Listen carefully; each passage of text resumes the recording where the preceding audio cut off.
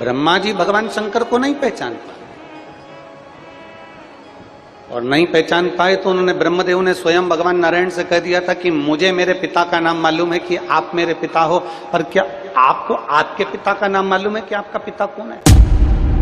फिर मैं तमोगुनी लीला करने वाला शंकर क्या तुम्हारी संतान नहीं हुआ, अर्थात मुझे भी उत्पन्न करने वाली तुम ही हो। नमस्कार दर्शकों, स्वागत है आपका आध्यात्मिक ज्ञान चर्चा में। दर्शकों, आज का वीडियो बहुत ही ज्यादा महत्वपूर्ण है।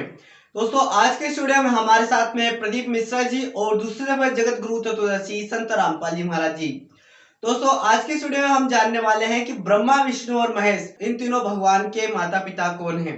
दोस्तों, आज हम जानेंगे सबसे पहले देखते हैं प्रदीप मिश्रा जी के विचार, और जिनके बाद हम देखेंगे जगत गुरु तत्वदर्शी संत रामपाल जी महाराज जी के विचार, और दोनों संतों के विचार को मैच करेंगे हमारे शास्त्रों से कि दोनों संत सही बता रहे हैं या फिर नहीं बता रहे हैं। तो पहले देखते हैं हम प्रदीप मिश्रा जी के विचार। स्वयं ब्रह्मदेव भगवान शिव को नहीं जान पाए थे।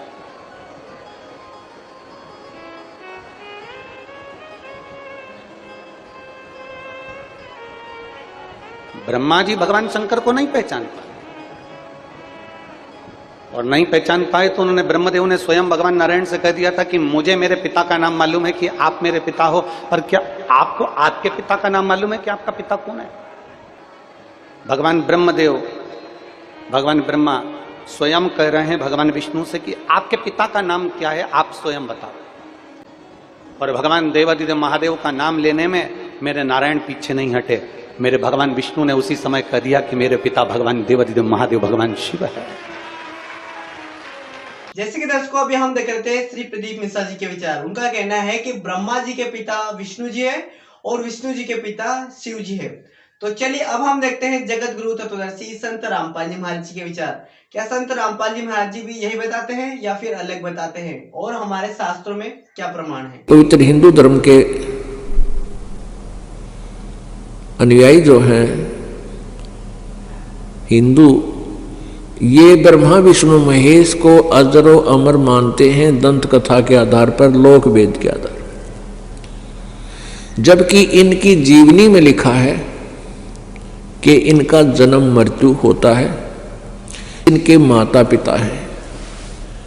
ये देखिएगा श्रीमद् देवी भागवत पुराण यानी शक्ति पुराण, श्रीमद् देवी भागवत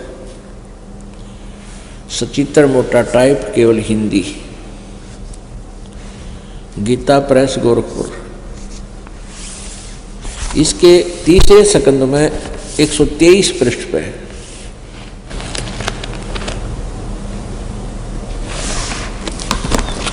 ये है संक्षिप्त देवी भागवत तीसरा स्कंद, पृष्ठ 123 पृष्ठ। यहां से शुरू करते हैं। भगवान विष्णु जी अपनी माता दुर्गा की महिमा करता है और कहता तुम शुद्ध स्वरूपा हो, यह सारा संसार तुम्हीं से उद्भासित हो रहा है।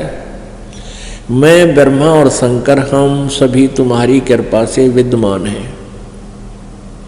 हमारा आविर्भाव बिन जन्म, तिरोभाव में मृत्यु हुआ करता है। हमारा तो जन्म और मृत्यु, आविर्भाव और तिरोभाव होता है, अर्थात हम अविनाशी नहीं हैं। केवल तुम ही नित्य हो, तुम ही अविनाशी हो, जगत जननी हो, प्रकृति और सनातनी देवी हो। ये प्रकृति भी दुर्गा को कहते हैं।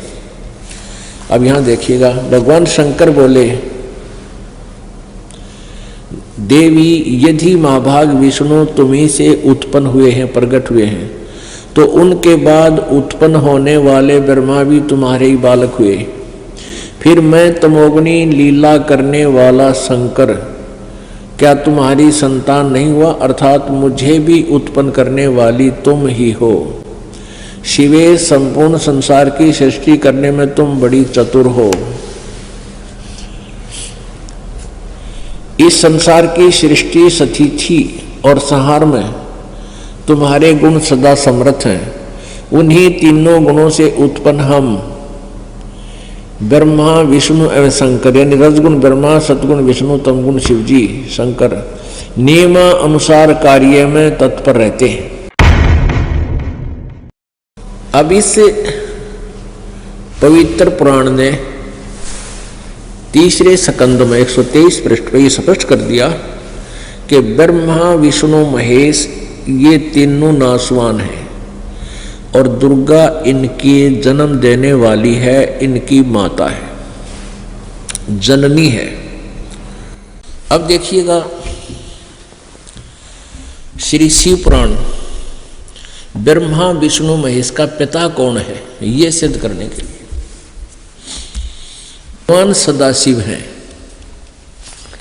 अर्वाचीन और प्राचीन विद्वान उन्हीं को ईश्वर कहते हैं।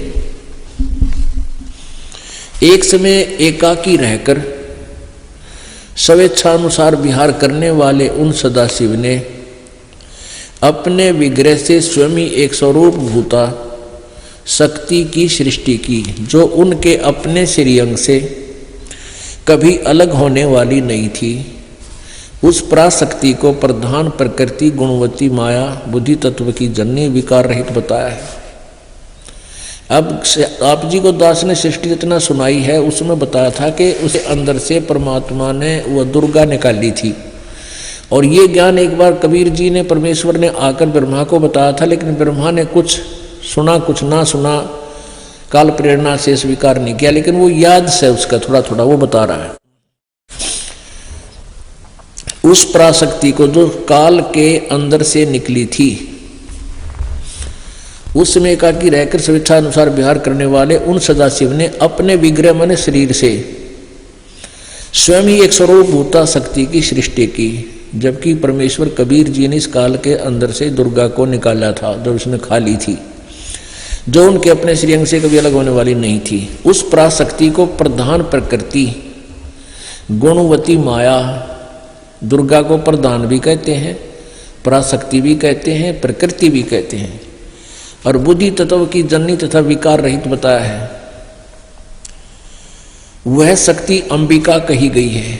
उसको प्रकृति, फिर दोबारा कहा है, प्रकृति भी कहते हैं, सर्वेश्वरी, त्रिदेव जननी, त्रिदेव रजगुण ब्रह्मा, सतगुण विष्णु, तमगुण शिव जी को उत्पन्न करने वाली, जन्म देने वाली त्रिदेव जननी, नित्य और मूल कारण भी कहते हैं। सदाशिव द्वारा प्रकट की गई उस शक्ति के 8 भुजाएं हैं।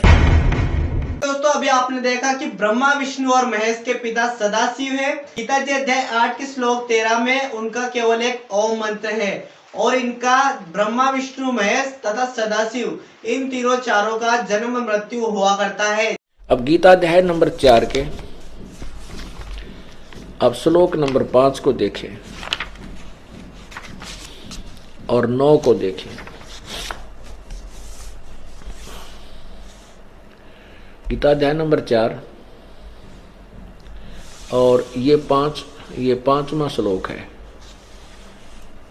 इस 5वें श्लोक का यहां अर्थ है, हे परंतम अर्जुन, मेरे और तेरे बहुत से जन्म हो चुके हैं, उन सब को तू नहीं जानता, मैं जानता। तो दोस्तों आपको पता चल गया हो कि ब्रह्मा विष्णु और महेश के माता पिता सदाशिव और दुर्गा है। तो दोस्तों मिलते हैं एक और नए आध्यात्मिक ज्ञान चर्चा में। आज के लिए बस इतना है।